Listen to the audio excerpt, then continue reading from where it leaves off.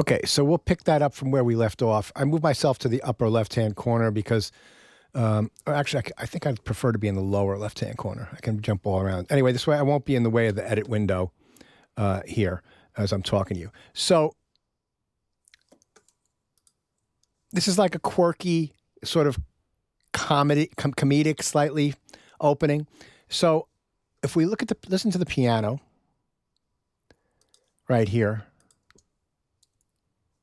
and these are all audio tracks. It's this one right here.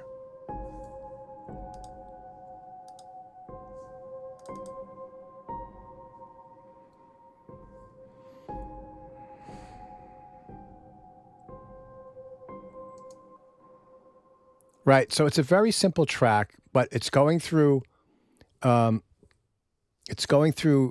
three different kinds of reverbs. So the first reverb, and that's all down here at the bottom, is this a plate from this pure Pro R reverb. These are expensive reverbs. This is, but there is some stuff I use in here that plugins that are regular. So this is, it's 1 minute and 50 seconds long. And so it also goes through this thing called wet reverb, which is right. Let's see, that's down here.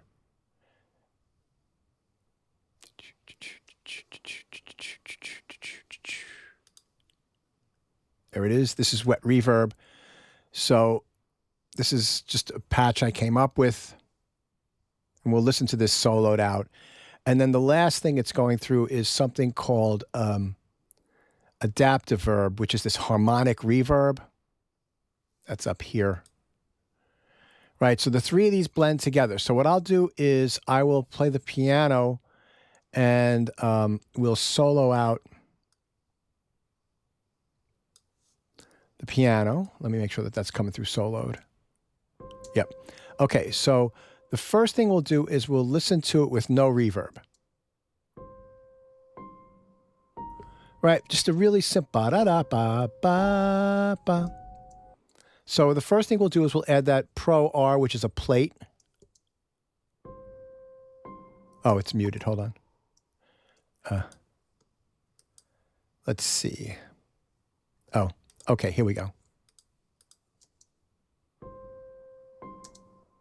Right, it's not a lot. It's just adding a little bit of space. Let me crank it up louder than it is right now.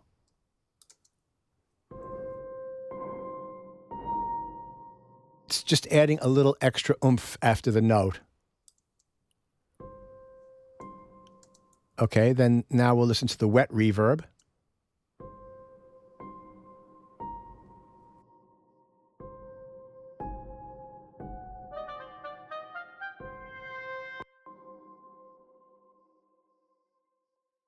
Right, so you can really hear the wet reverb adds a lot of atmosphere to the sound.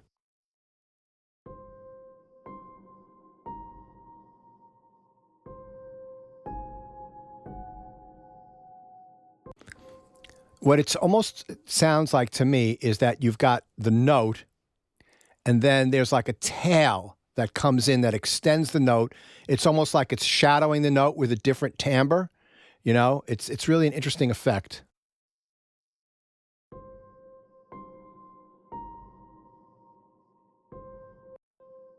Let me turn that up too loud so you can hear it.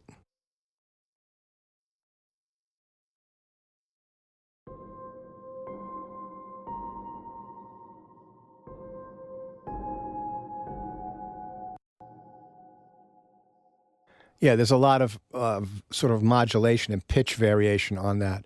And then the last bit is the adaptive verb.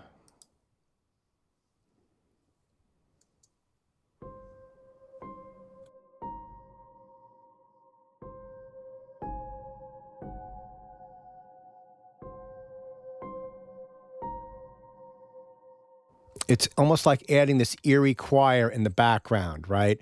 Because what I did all this stuff is because they've got a lot of clips of people swimming in a large Olympic-sized pool. So I felt like this would be almost like underwater sonar, like you would imagine that. But I will exaggerate this effect so you can hear it.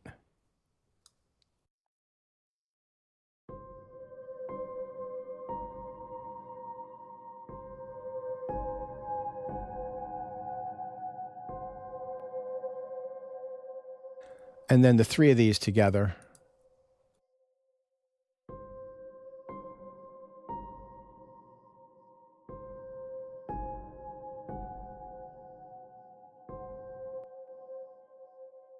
Right, so that's directly out of what I've been teaching this semester, right? How to make these ambient piano sounds. All right, so now the next thing is voice, right? So this is a friend of mine that I sampled and made an instrument out of.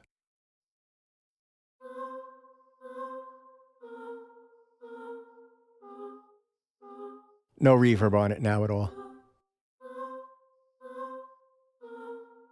Now the reverb's back in.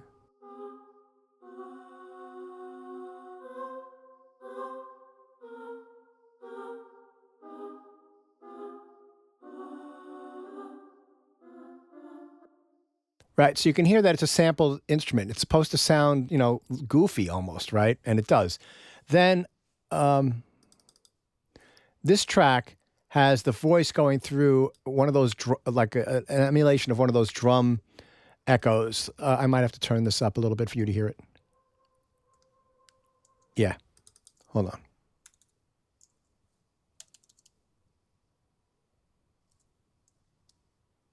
Here, let's listen to just the echo voice.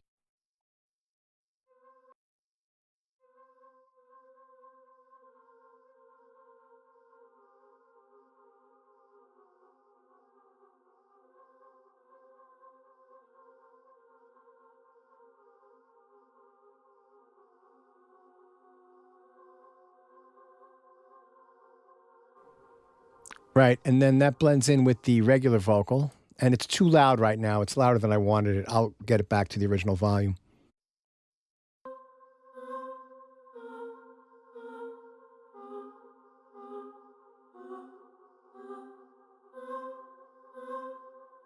Again, it's sort of that underwater feeling, right? But I only wanted it in the background, so it's this loud.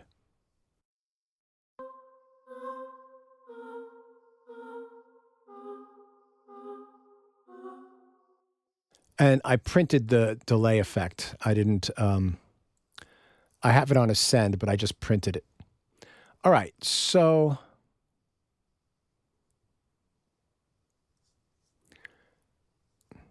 well, let me just listen to something here.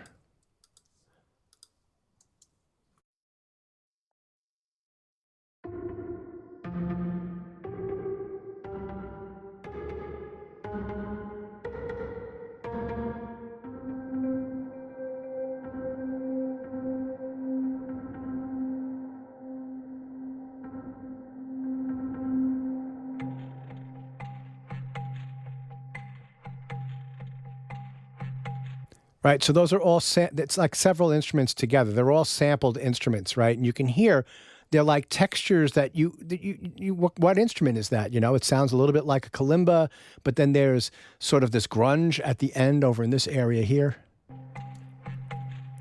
Almost sounds like a record scratching. And then that blends in beautifully with the rest of the orchestration.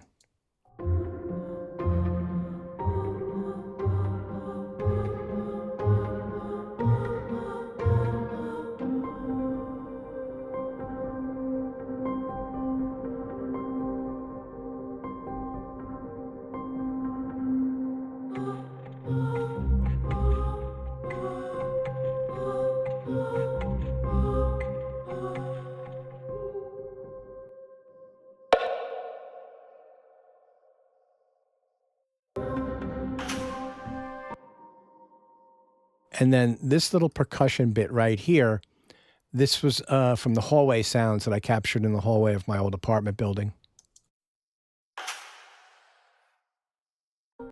Right, so I'm using sounds I created from somebody singing,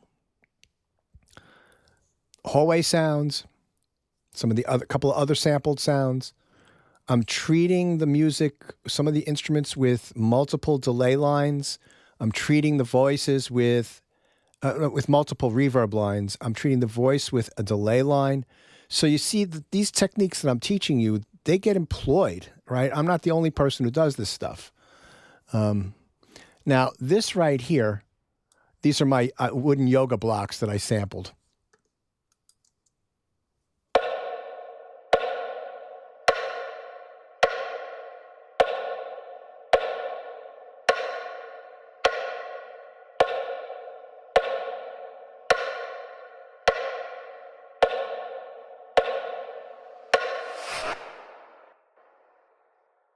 And then at the very end, there's one of those hallway sounds right here that is reversed.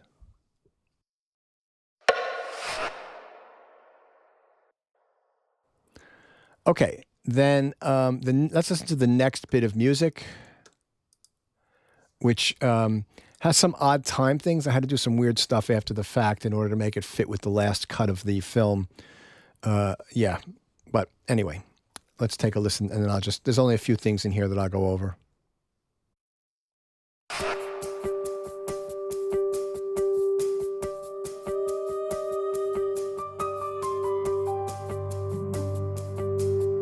Notice the piano doesn't have that funny reverb on it anymore. It's clean.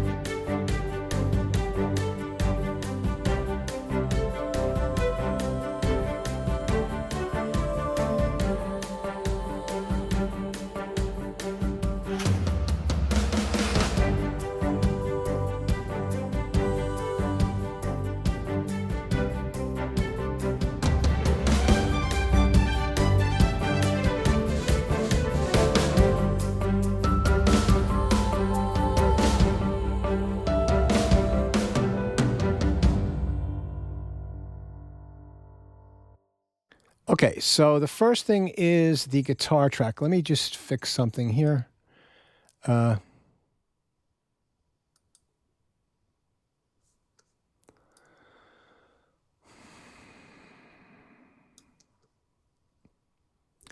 So the first thing is in the guitar, there's a very simple part being played. Let's see, guitars.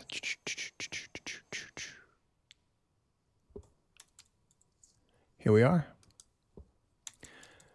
So the guitars are just playing some harmonics, and then I've got it going through a delay that's an eighth note on one side, a dotted eighth note on one side, and a quarter note on the other side.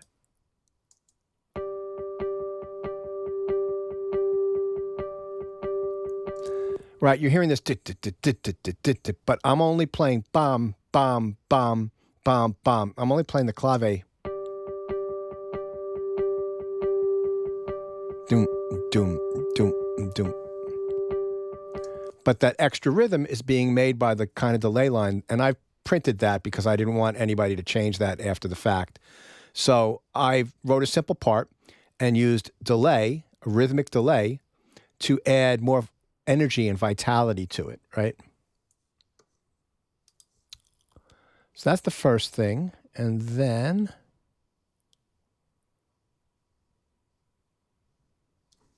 we have the choir here sounds very ethereal. Right? That's also doubled with the echo, with the, right? So that's the, this bit here is the echo rec, but the echoes don't come in right when the voice comes in. And the two of those together, this is too loud now, but we'll just listen to those two of those together.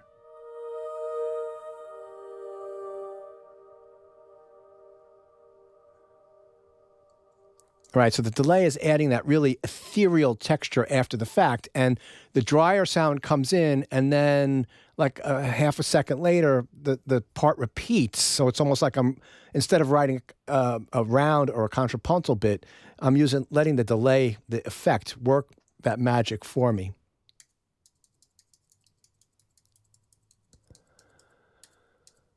And then there's one other bit in this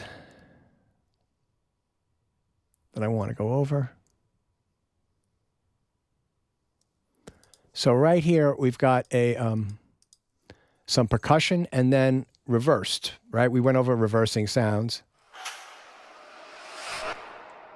Right, so that's all like the from the hallway sounds that I captured, right? There's multiple tracks, so it's only on one track now because these are stem mixes. But you hear the hit, and then you hear it reverse, and I time stretched it. So all stuff that we learned in class, I'm employing it in the, in the execution of this film score. And then it's going through the wet reverb and the Pro One, the gold plate. Okay, great. So now we'll move on to the second cue, which is this purplish magenta. I don't even know what color that is, but whatever color that is. We'll take a listen to this, and we'll see if there's anything in here that we need to talk about.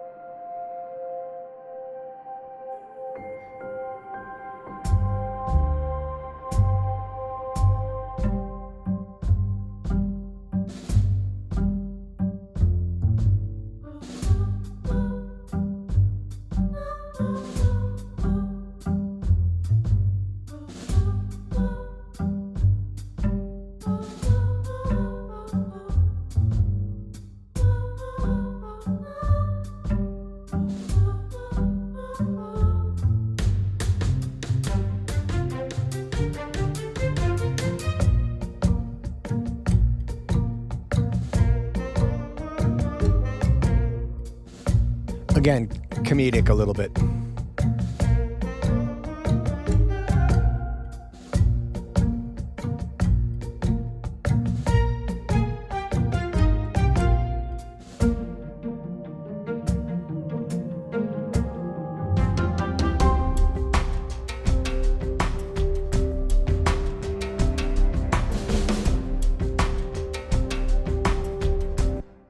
Okay, so there's just a few things to talk about at the beginning here. There's this interesting synth wash patch. And, I had you guys program some synthesizer stuff using Expand 2.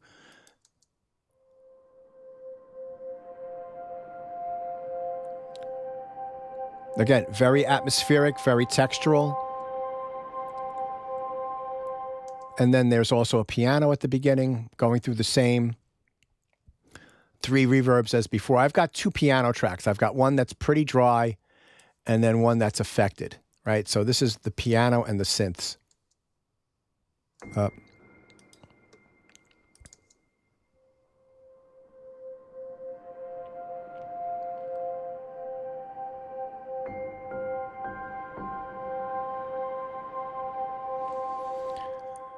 And then there's also some vocals on that, as with that, very quietly. So the vocals are really quiet there.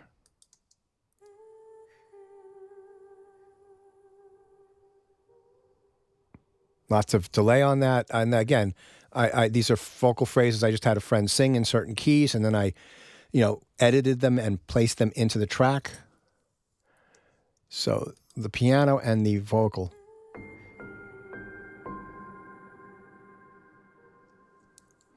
And then as we go along, the voice is singing. Right, that's that sampled voice. There's also the echo rec. So if I turn that way up. Right.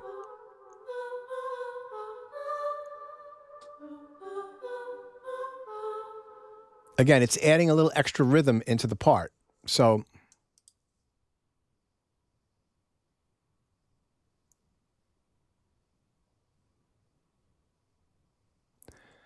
then let's listen to this section here with the synths and see what's going on.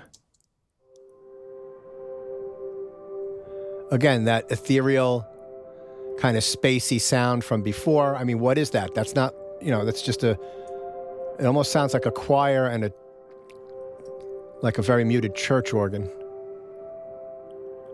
And how does that fit in with the rest of the track?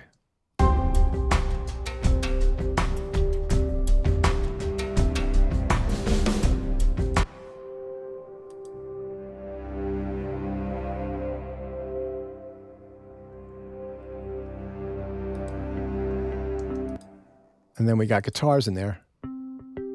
Again, right? The rhythmic guitars. I'm just going boom, bum, boom, bum, bum, boom. And it's right? It's the echoes adding.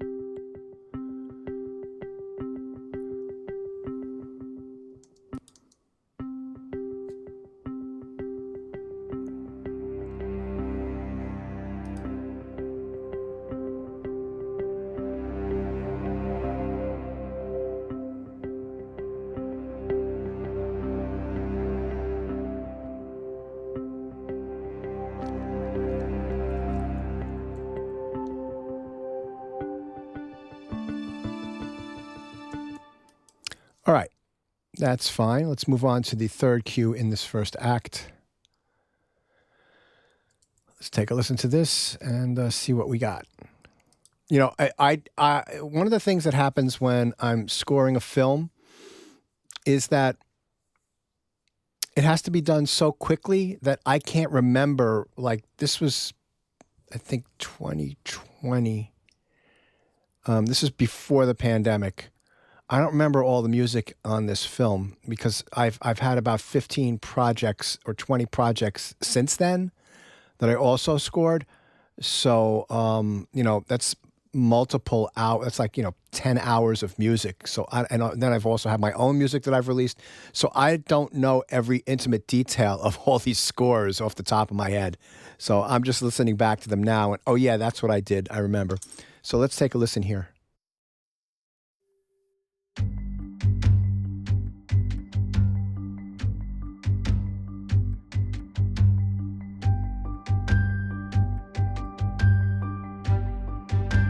Yeah, this is just some busy storytelling, just some grooves, storytelling music. I'm going to fast forward ahead. Let me show the screen. That would help. Here we go. Okay, we'll take it a little bit before that section. Here we go.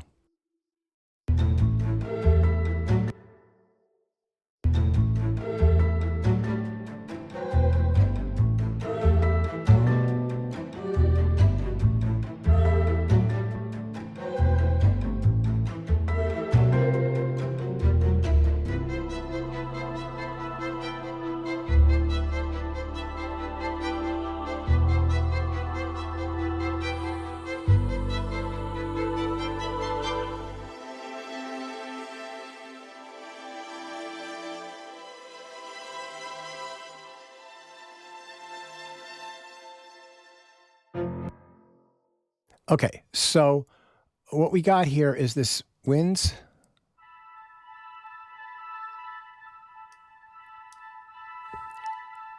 Right, so that's almost like something you'd hear like in a Stravinsky piece or something like that. And, it's interesting, but it's also drenched in reverb, so it's not very distinct or it's not very clear. So let's take a listen now to the vocal with that.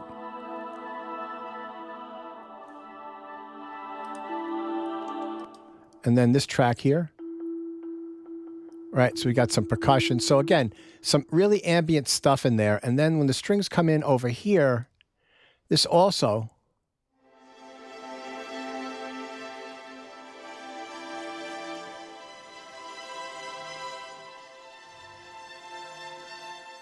It's got some really interesting textures to it.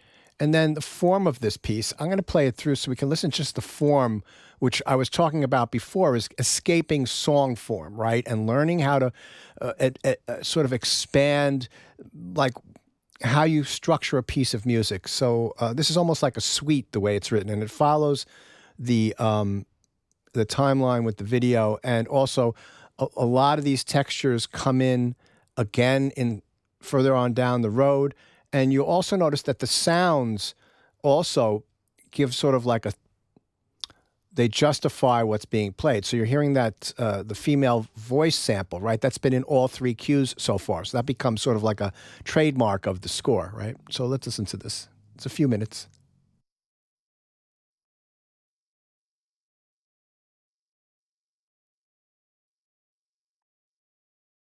Here we go.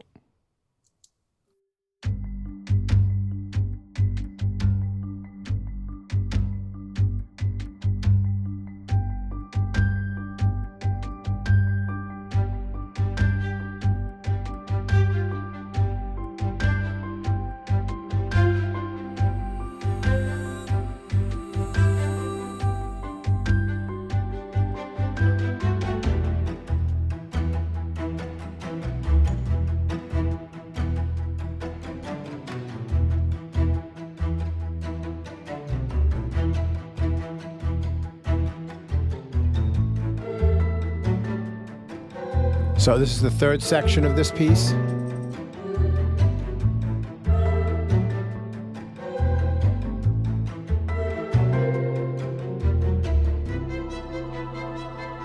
Fourth section.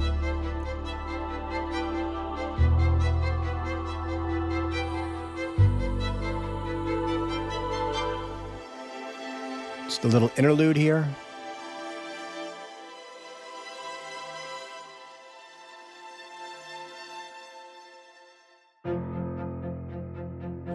Completely new idea.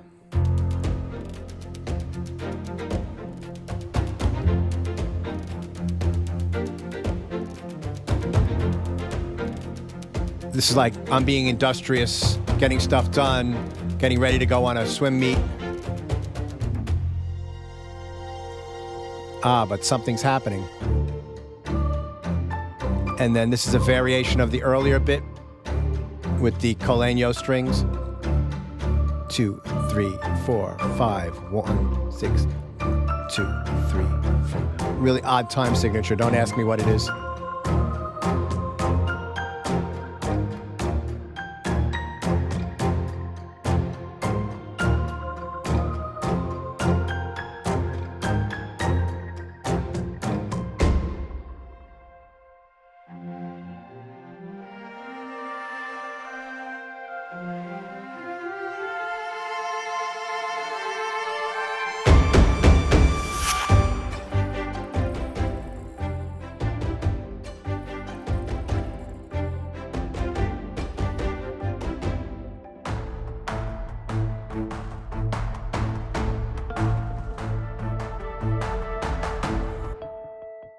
We got our guitars here, right? So things that all tie the score together.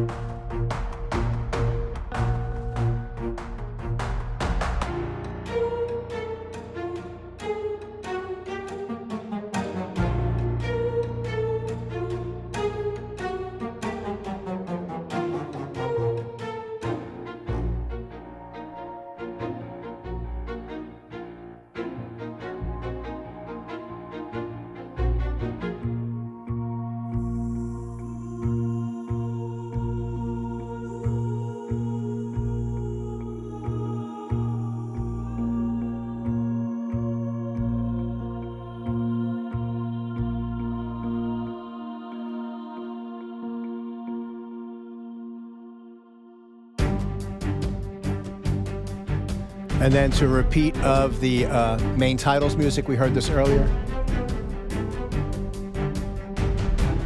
This is a variation of it.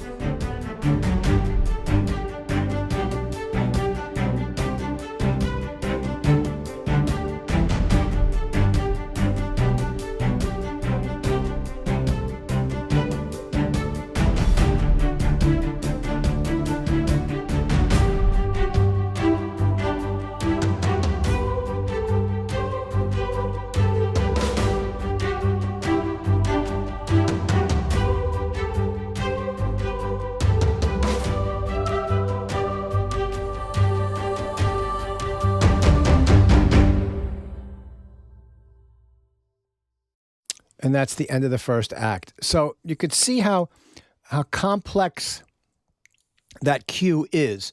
I wouldn't say that well, some of the rhythmic things, the time signature things are complicated, but I don't do anything that you can't talk over, right? That's the other bit. So you have to find other ways to create interests when you're writing this kind of music. And what ties this together is that there is some reprises of earlier bits. There's the way that certain instruments are played. So, for example, in this one section here, right here, you got the guitars with that same rhythmic echo, right? It's a completely different section. But the guitar is tying that together because that guitar has been playing with that kind of a rhythmic feel in almost every cue so far at some point, right? So that sort of, it's like a character in the play that keeps on coming back in, but they're just transformed a little bit. And that's sort of as you're going through the timeline of the piece, you have to think about your music and how it unfolds and how you structure it. You know, this is what I would like for people that take these classes with me to start experimenting with, because there are other great professors at Queens College who could teach you how to do species counterpoint, who could teach you how to orchestrate with real instruments, who could teach you how to write song form, you know, like structural forms, teach you 12-tone music, teach you big band writing, jazz harmony, right? This is sort of my contribution to that. But you'll see that within this music, for all of the electronic stuff I'm doing, there's counterpoint, there's good orchestration. I've got stuff with rhythmic, like Stravinsky odd time signatures. There's not too much sophisticated harmonic action in this so far, but and then there's also sort of some, not jazz, but like some of these bass lines are like montunos almost, or they're things that you'd find in sort of sambas and bossas and Afro-Cuban music, right? So there's this entire blend and mix that comes together in a score like this, and to make it all fit and work together is I think something to aspire towards.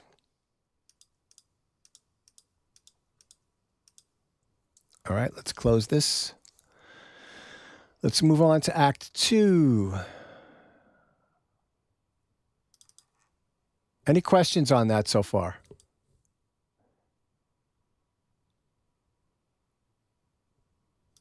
Okay, you guys are going to all have it down by next week, right?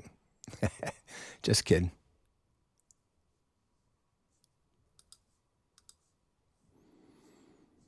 All right, so Act 2, let's make sure that we're scrolling.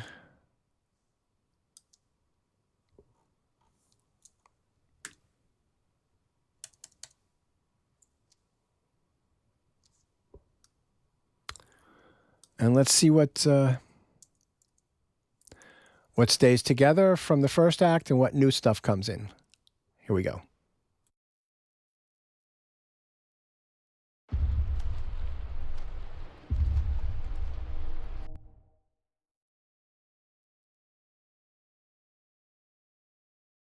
Just had to mute the dialogue.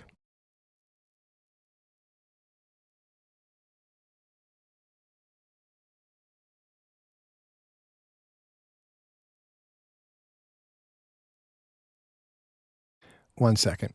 You'd think I'd know Pro Tools by now.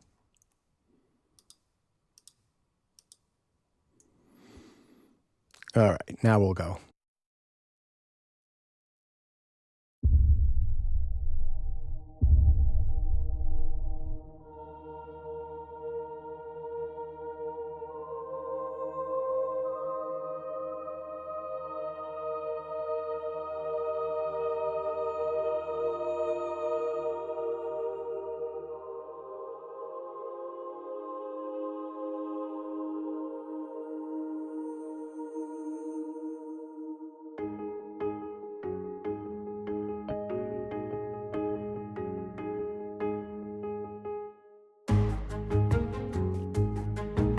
Again, that busy, stuff's happening music, just advancing the timeline with a little rhythmic activity.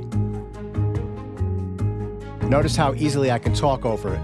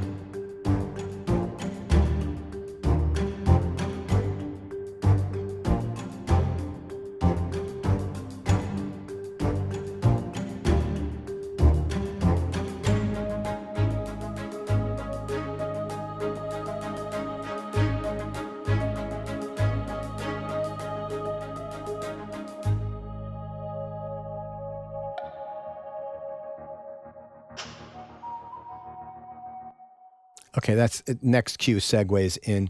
So you can hear how there's ideas from the first act in the beginning of this second act. Stuff repeats, but it's transformed a little bit, right? And at the beginning here, I kind of like this thing with the voice.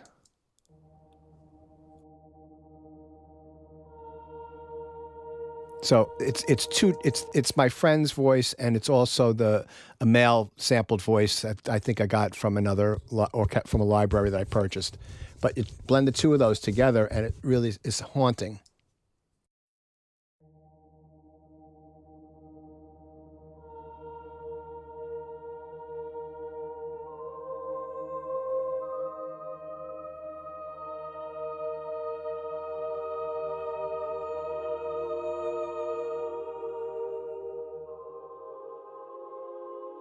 That sounds like something that could be out of Palestrina or Josquin des Prez, like Renaissance choral music. But then what's really cool is the echo rec is layered. The voice going through the delay unit is layered in. Let's take a listen to that, and then we'll put the both of them together.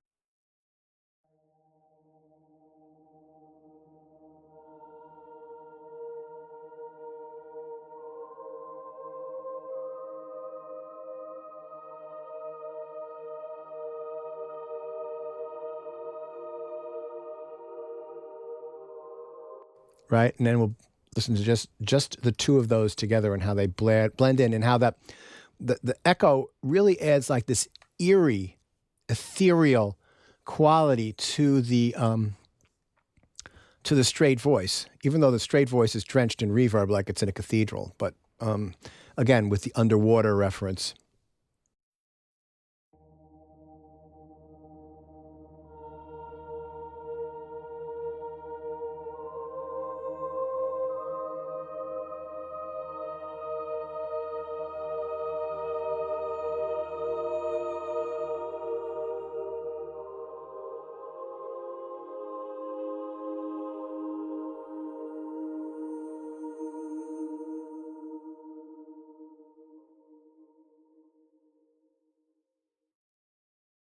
Yeah, very interesting. Let's move ahead a little bit.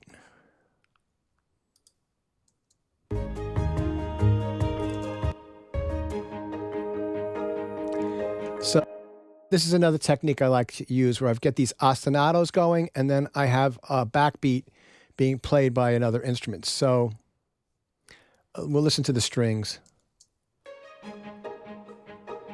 Da, dum, da, 2, 3, 4, 1, 2, 4. Right, so 1, 2. The pizzicato strings do 1, 2, 3, 4, 1, right? And then there's a lot of other activity going on, and then there's a descending scale going on.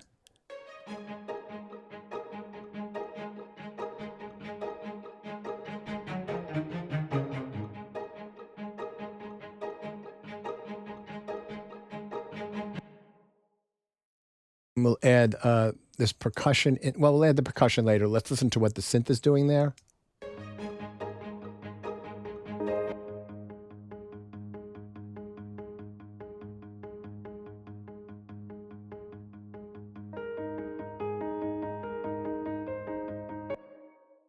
And then the piano without a lot of effects on it. So the three of those together.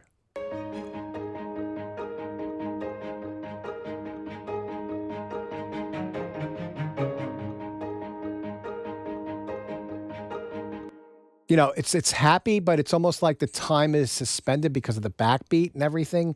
Strong accents on 2 and 4, and then layered on top of that is the ethereal vocal stuff.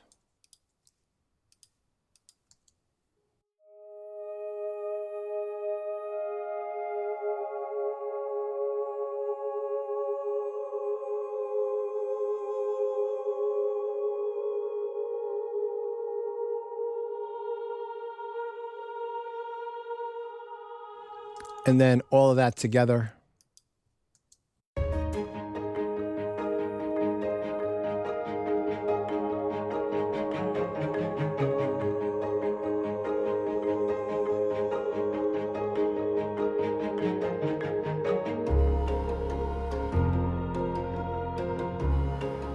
And then, you know, so I had this section where there was no strong downbeat, right? And then this section has a very strong downbeat. So you see the contrast. And the last section was really basically, even though there was a descending scale, it was all on one chord. And now we're having every bar there's a chord. So you just, you know, all these different things. And a couple things I wanted to have here is there's a really interesting synth sound.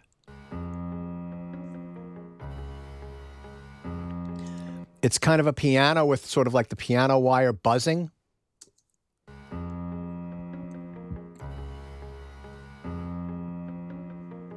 And then there's also mallets.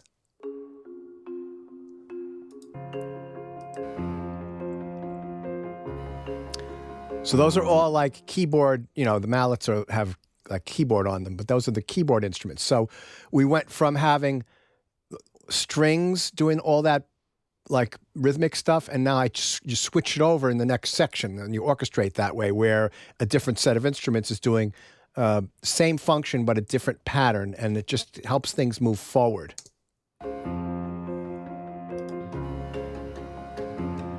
And then there's these Coligno.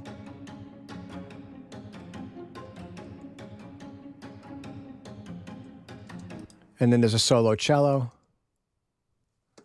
Where is that?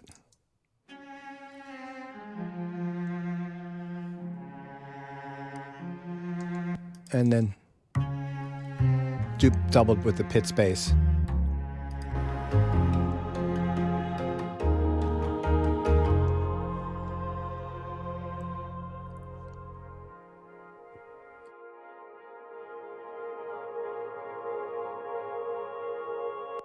Okay, so what is that? That's this crazy wind thing here. Let me turn this up so that we can really hear this.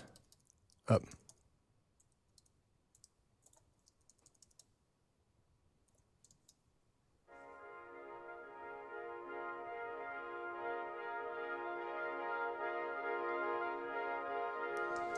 Right. Let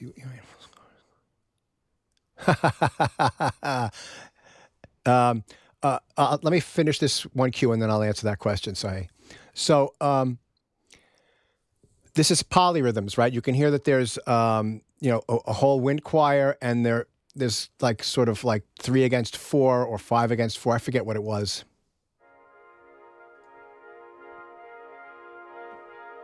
Dum ticka dum dum ticka dum. Right, so that's sort of like nebulous where the time is with that, right? I wanted a floating section, and then with that, there's the choir with the echo rec.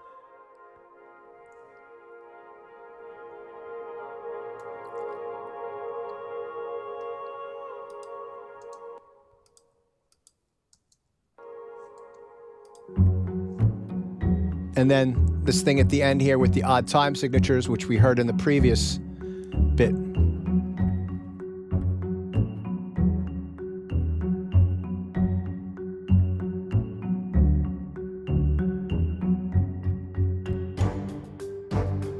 So the reason that there was like a measure of 2 there or something like that is because of how the film was cut, you know? I had to make it fit.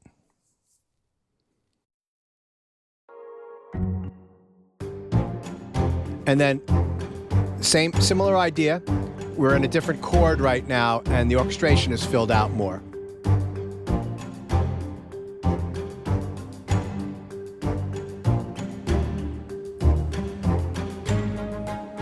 Again, change the chord.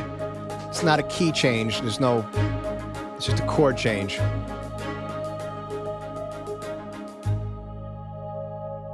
And then a spacey ending. All right, let me mute this. And we'll listen to the next bit. So hey, so what I do, what I've done on many film scores is write nothing out. I just take care of all this in my head. Lately, what I've been doing for this one particular client, what they like is a demo suite. So I'll write like an 8-minute piece of music that contains. I'll read the script. I'll go through everything, and I'll write a demo suite, which is between 5 and 8 minutes long, which contains all the themes and ideas that I think will work with the film. And then I might have to go back and adjust that. It has to get approved. And then once that gets approved, what I'll then do is I'll take just some of the ideas and I'll make some rough PDFs in Pro Tools using the crappy notation in Pro Tools. And then I can reference them on my iPad or something like that. But I don't write, generally speaking, that might just be an idea. And then everything else, you practice, you know, it's like you practice. I've been doing this since, you know, for 25 years. You learn how to keep track of all that stuff in your head. You know, it's not something that I did right at the beginning. You know, I used to rely on notation much more when I started. I do look at the piano roll editor, which I can read. More like, almost like notation, regular notation too. So, yeah, let's take a listen to this bit and then we'll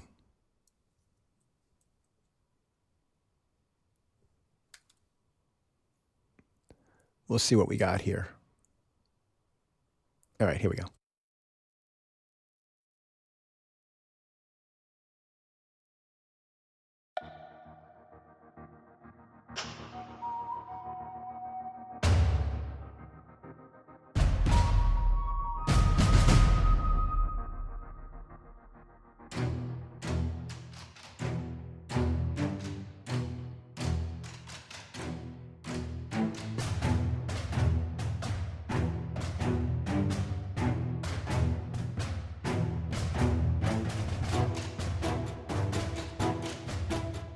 It's like sports music. There's something going on in a competition. And notice you could talk over it, which means that it'll be heard.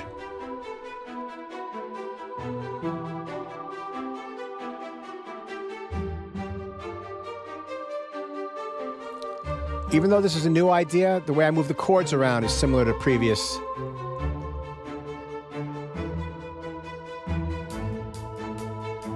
And then we've heard this before.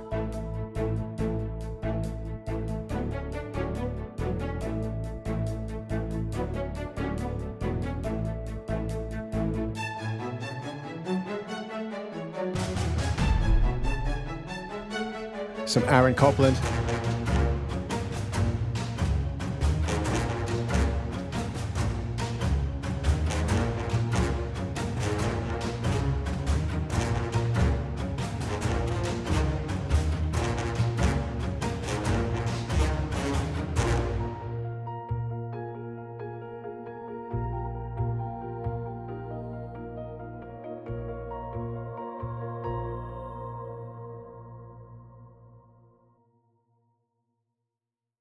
Okay, and that cue ends sort of with a question mark. So where is that sound at the beginning?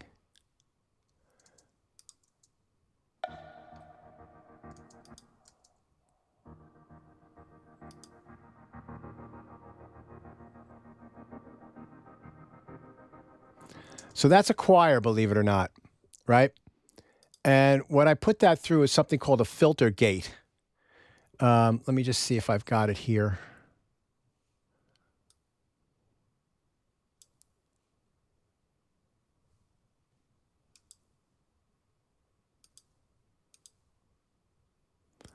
No, I do not. So there's a plugin I have. Let's see.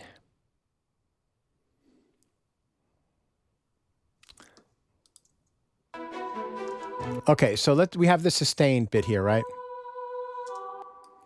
So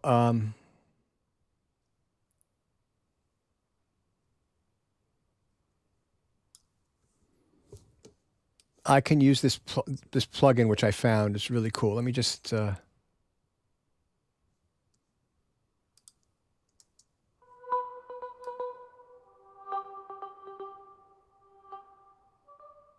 right. So these are all these are volumes, right? It does this to the volume of as it's playing.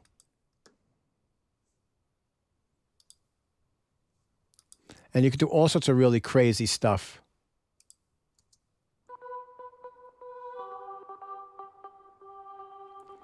Right, and you can draw stuff in.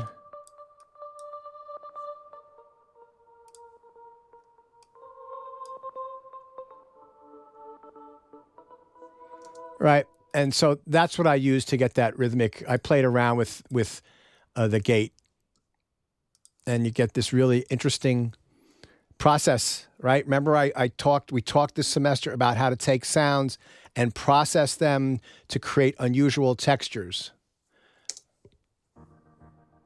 That's a choir, you know? And that's the echoed version of that. So that's really interesting.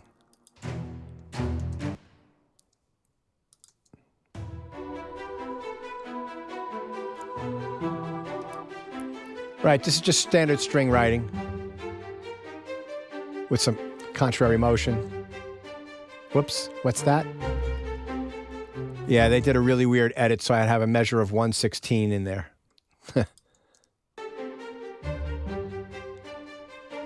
Right there.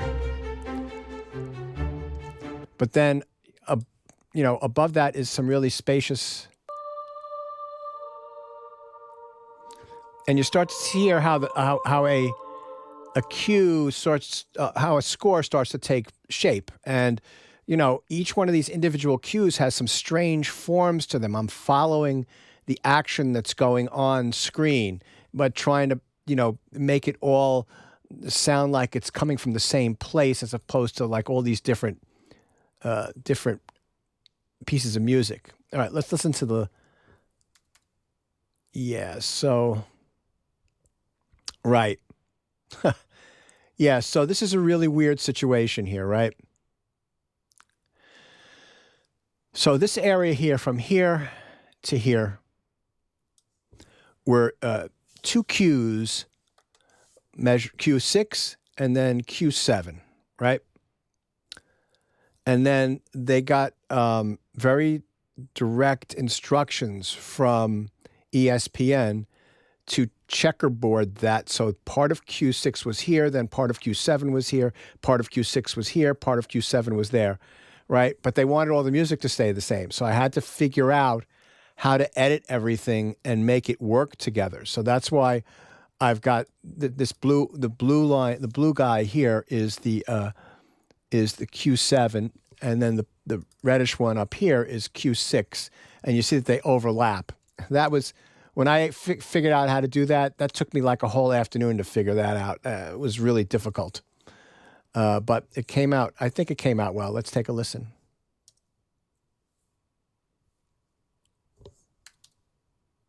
Here we go.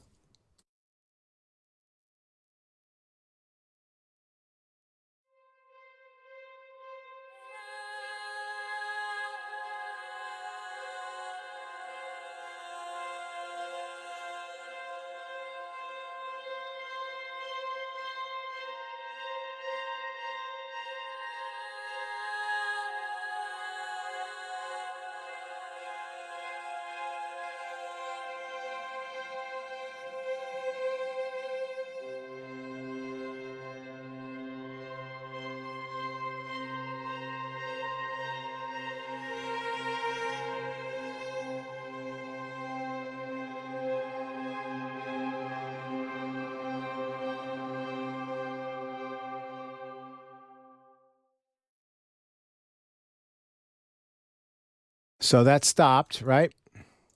And then the next bit started over here. So I had to like plop.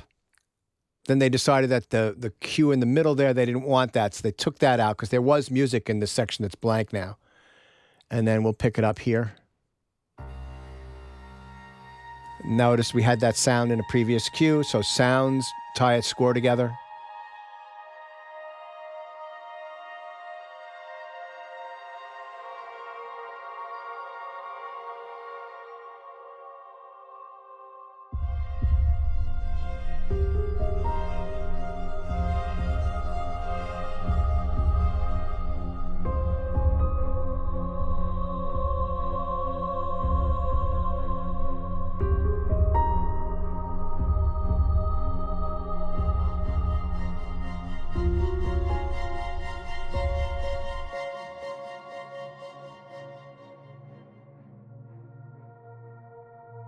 Now we're into the other cue, Q7, the blue.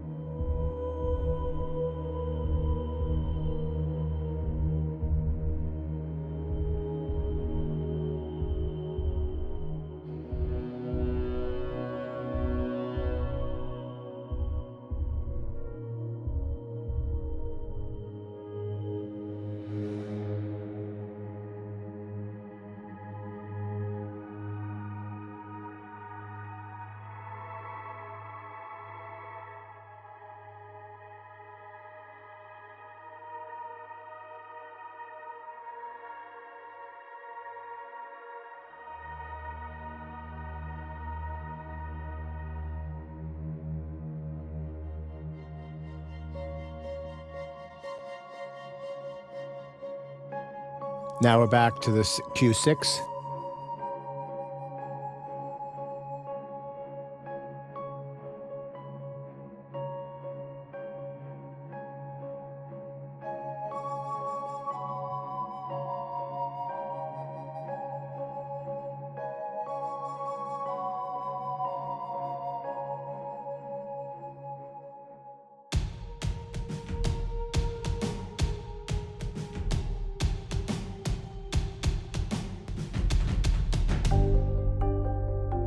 Yeah, that weird percussion thing was added after the fact. If I were to make a score album, I'd take that out. And now we're back into the Q7.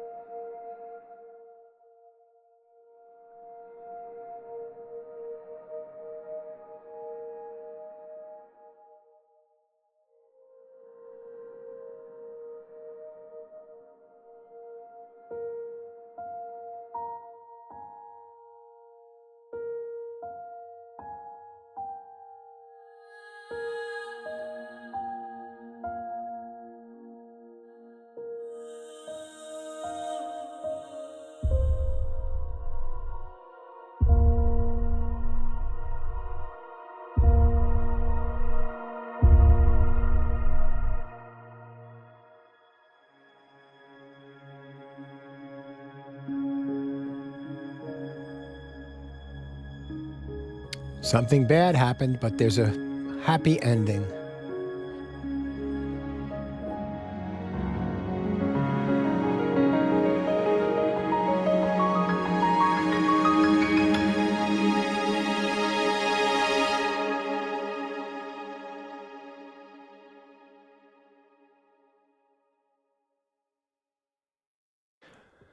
All right, so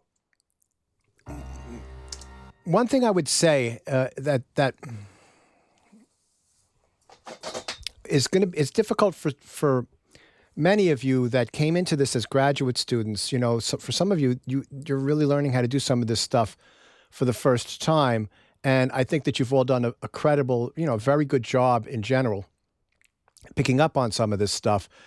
But going forward, if you want to, write music for films and television, you really need to know not Pro Tools like I know it, but you can use Logic, Cubase, but you need to know a sequencer, a digital audio workstation like the back of your hand. It needs to be like it, like your instrument. Because if I didn't know how to edit audio, there's no way I could have pulled this little bit here off with moving stuff back and forth between two different cues. And, I shifted things around. There were spots where there were like maybe something like this used to be over here, but I moved it here because it fit really well with this. And all sorts of, it was like a mind-bending experience fixing this. And that's part of writing. They call it conforming, right? You conform the music to the edits that they've made after the fact when they're doing revisions, right? So that's it's a wake-up call the first time you have to do it. But you can hear throughout this whole thing, there's a lot of, very ethereal stuff. The form is very expansive. You hear stuff that comes in from previous cues. You hear sounds that you've heard before, playing little snippets of motives. And then you also have new stuff, too, like this section here.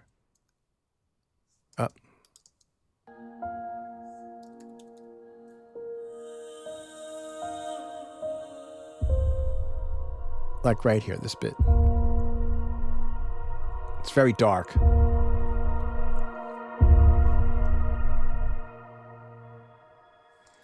And this sound here, this is a drum that I pitched down, and right, just like we worked on in class.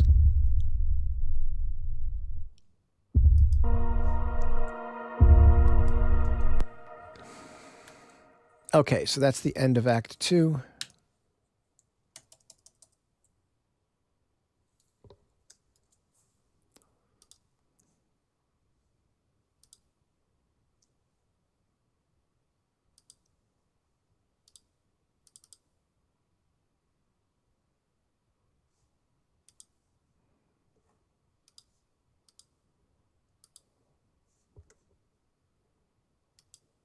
Oops.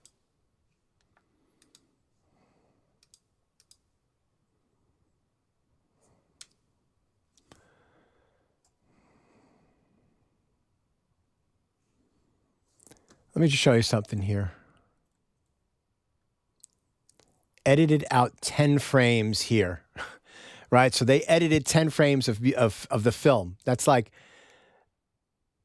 if there's 30 frames per second, that's 1/3 of a second they edited out. And like, how do you justify that with the music? Well, I just left it and it seemed to work out. But these are the kinds of things that happen. All right, so there's a bunch of shorter cues in this section, and let's listen to them.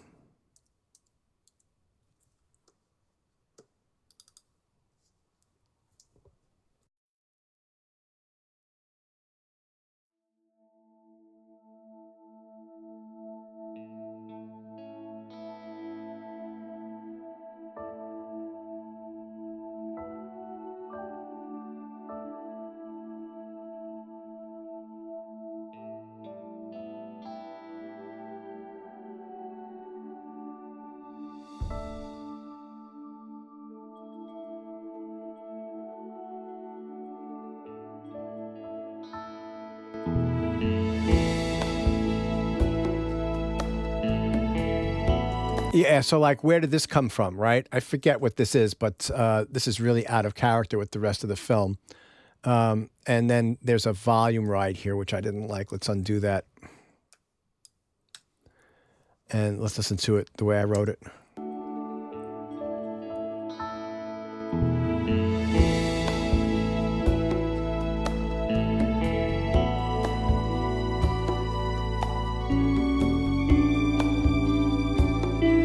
Yeah, so this has nothing to do with the rest of the film.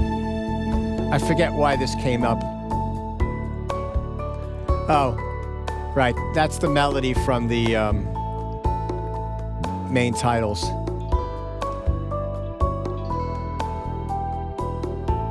I guess that's how I justified it. All right, that's not very interesting. Let's move forward.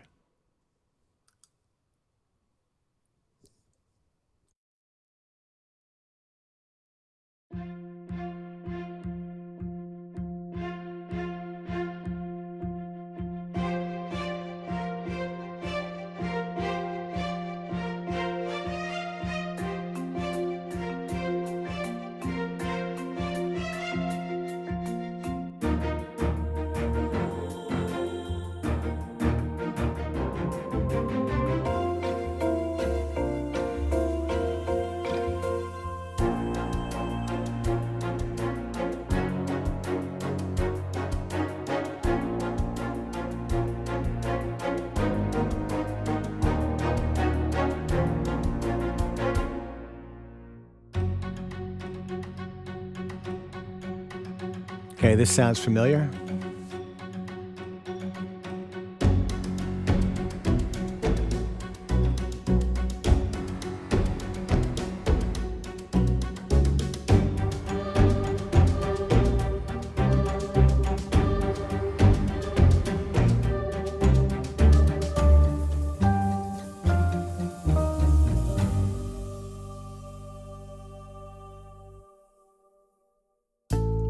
Yeah, again, just sort of trying to justify the form here. You know, it just goes through all these different sections, and it's really liberating as a composer to like not have to be structured into like A B A, and to be a little bit more freeform with this, how things all fit together. I'm going to move on because I think that we're going to have less of that spacey stuff for the time being, because I think we're really into the meat of the action here. So let's take a listen. Right, so there's your guitars echoing.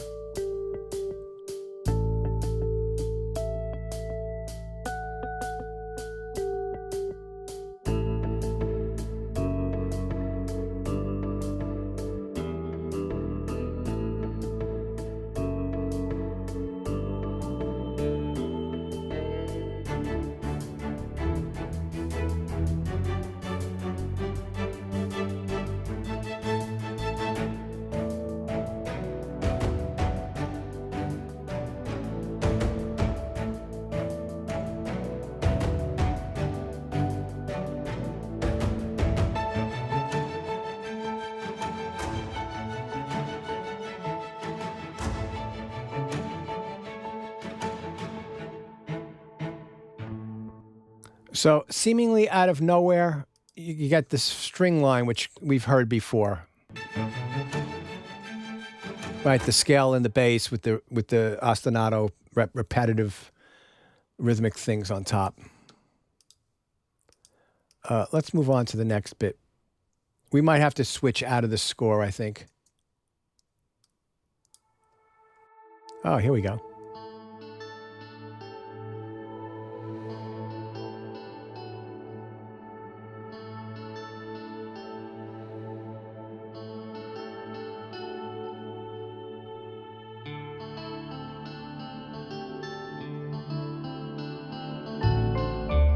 Right, so we have the Latin kind of rhythm like we've had in some other cues.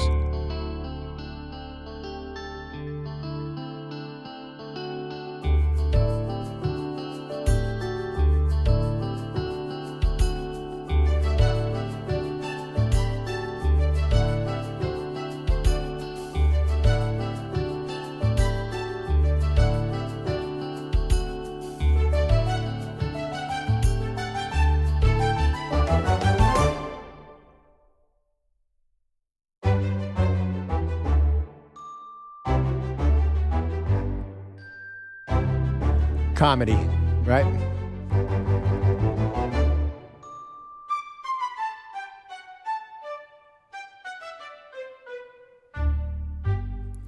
Yeah, so something happened that was sort of out of character with the film, and the music went out of character.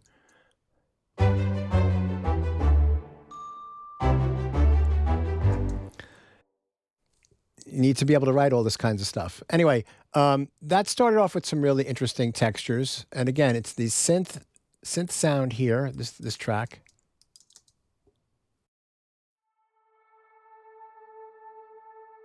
We've heard that sound before, and that's layered with 2 tracks of voices.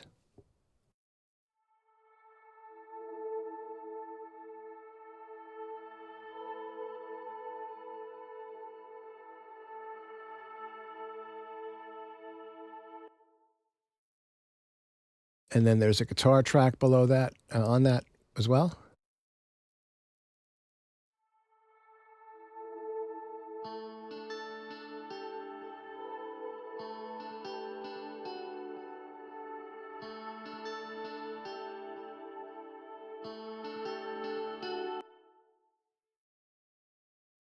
And then there's some long orchestral strings that come in.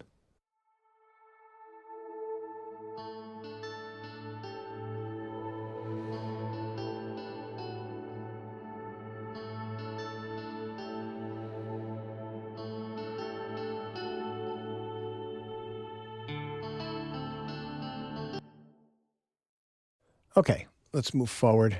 I think after this next cue, well, let's just see. A lot of rhythmic activity there.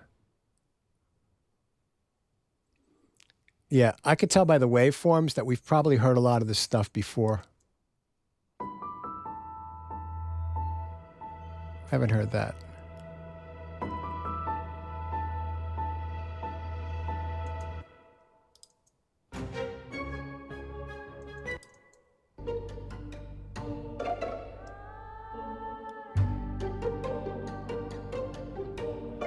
Right, so this is a variation on the opening, very opening.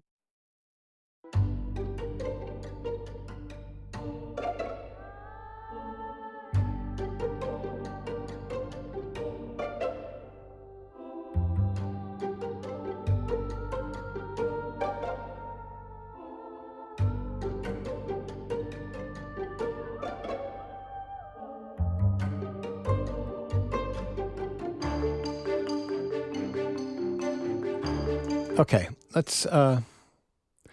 yeah, I think let's listen to the end and see what happens here.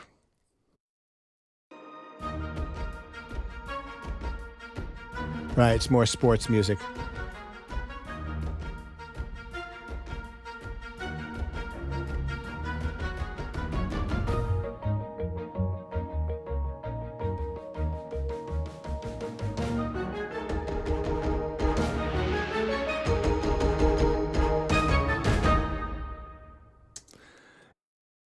Yeah, okay, so we're going to put away this score, and then we're going to look at a couple of other bits from another film, and then that'll be it for today.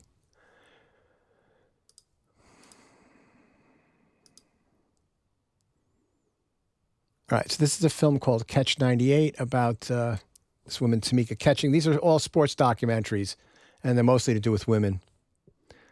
Okay, let's take a listen to this bit here.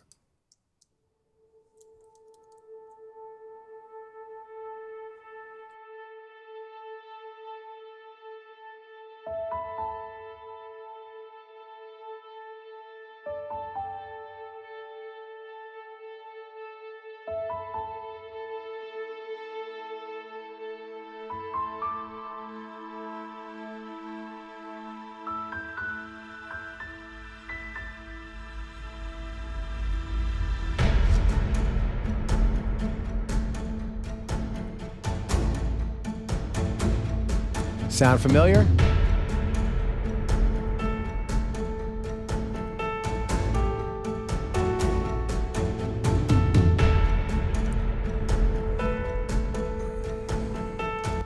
So this is what happens when you work with the same filmmakers. If they like something, they'll ask you to do something similar sometimes on the next film. So one thing I wanted to show you here.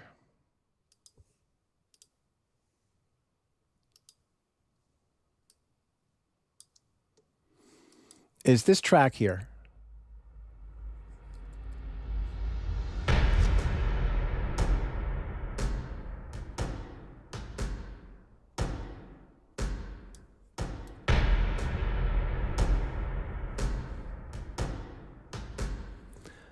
So these are all basketballs that I've dribbled down in my basement and recorded, right? And then I sound processed all of them. So like this here is reverse low pitch, dropped way down.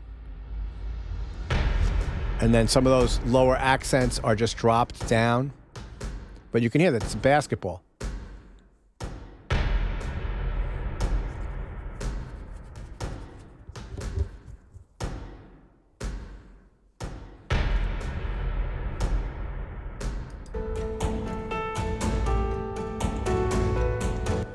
Yeah, that's what I wanted to show you on this one here.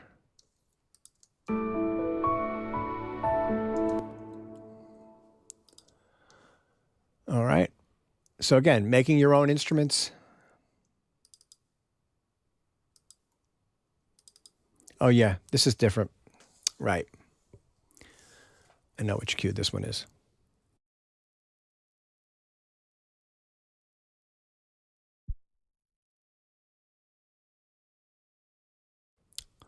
Okay, let's take a listen to this.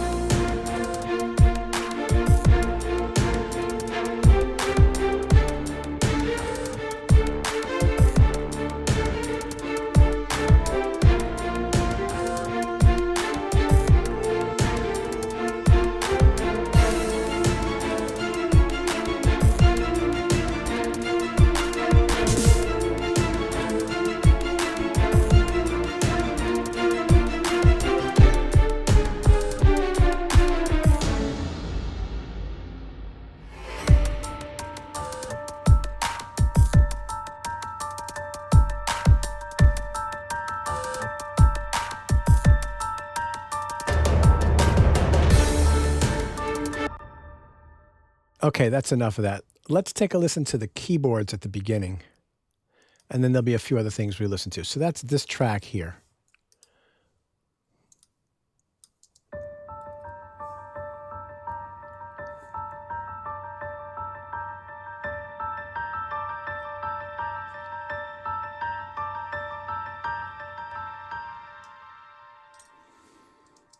Okay, so we've got a bunch of things going on here. So let me mute all of these inserts and let's play it from the beginning.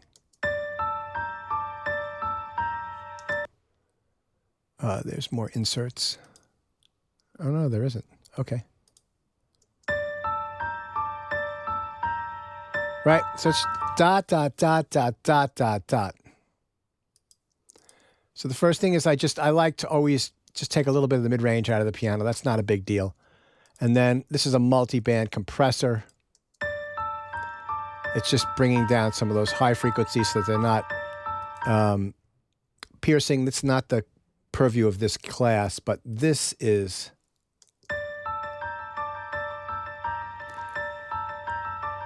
Right, so this is just a delay unit, and it's got a ping pong, which means that the sound bounces back and forth between each side, and it's set for a dotted eighth note.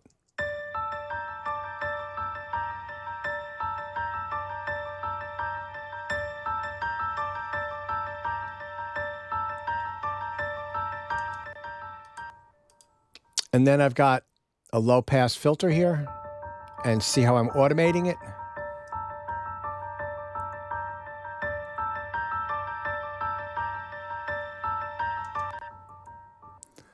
And then we've got the reverb here, which I don't typically plug it into the track, but because I wanted this effect on this one, I did.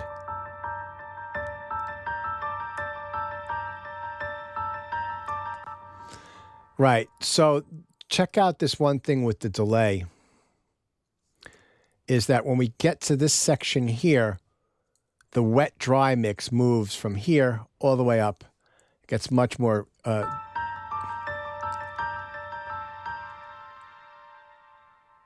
right, so right on the downbeat there, there's more echo being produced, and then we drop down the level of it. So again, we went over this a little bit last week, automation.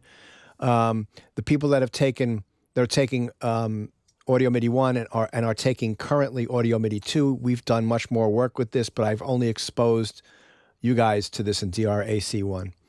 But just showing you what kinds of things you can do with these effects. So, you know, it really does change. You know, it's the way I look at it is all of these things that I plugins and the effects and the processing, that's part of orchestrating the sound. Because this is the idea.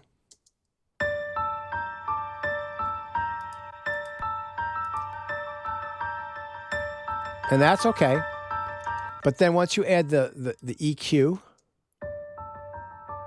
dark, dark, getting brighter, right? And then bathed all in reverb.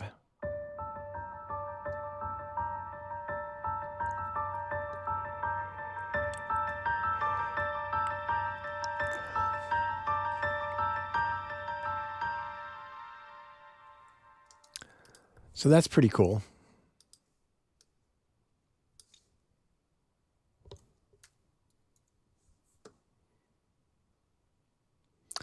All right, let's close this and move on to another one. So you could see how learning how to use these techniques can add so much color to your music. You know, it could just add just a sort of a sense, a depth that you can't get from traditional orchestration and from traditional ways of thinking about music. You just can't get that stuff.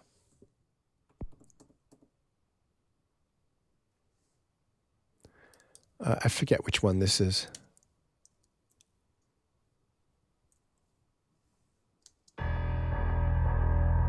Okay, so this is more sports music, but let's take a listen to this, and there's some cool effects. Here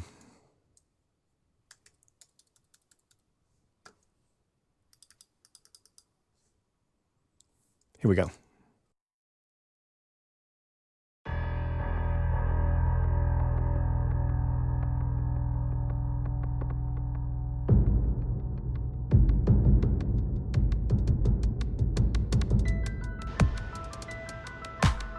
Right, a variation on the previous piece.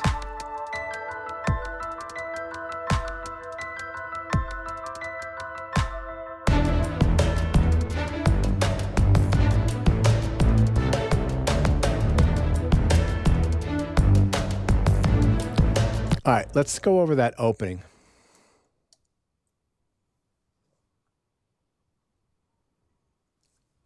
So I'm going to solo the keyboards.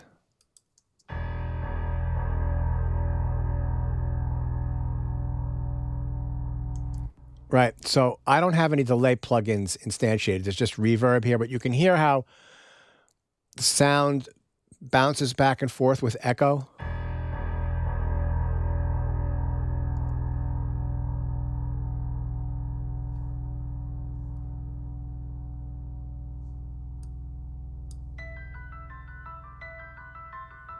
Yeah, I printed it with all those delays on it. And then the other thing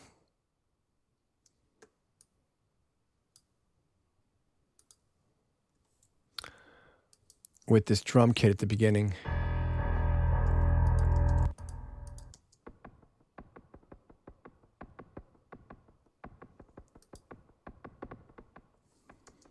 So this is the sound of the drum kit.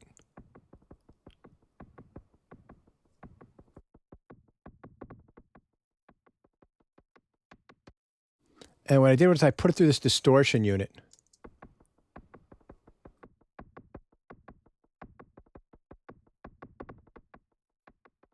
And that also has delay on it.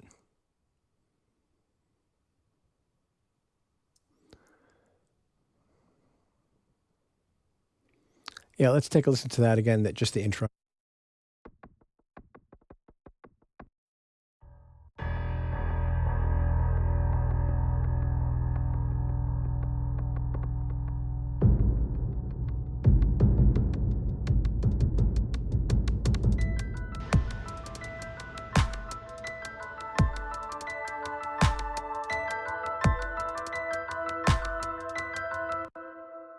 All right, again, just more ways to use the effects and transform the sound. And we're just going to listen to one more bit and then call it a day today. Um,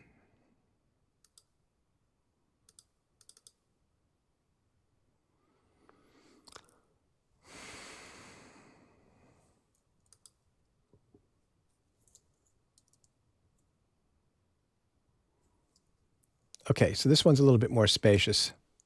Here we go.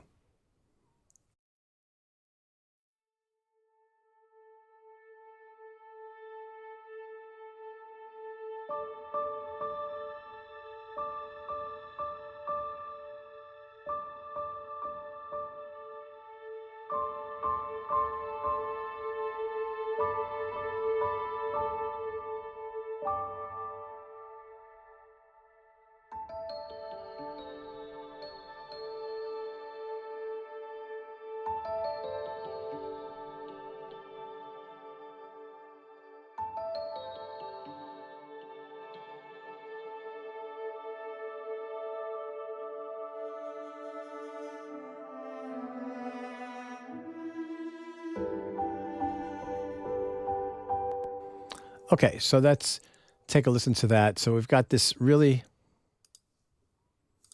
this track here, right there. Oh, why is it muted? Right, I just took some of the high end off.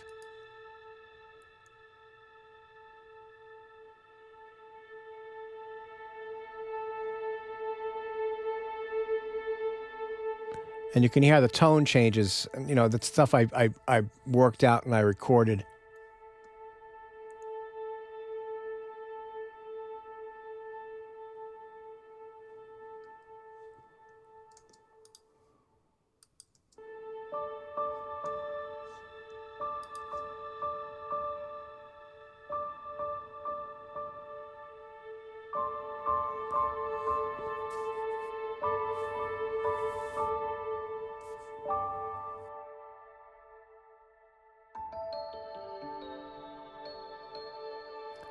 So just changing the timbre there to electric piano.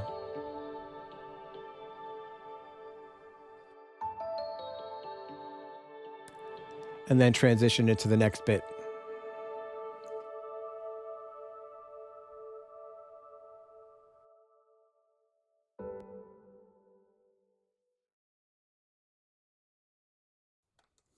All right, so, we're going to call it a little early tonight.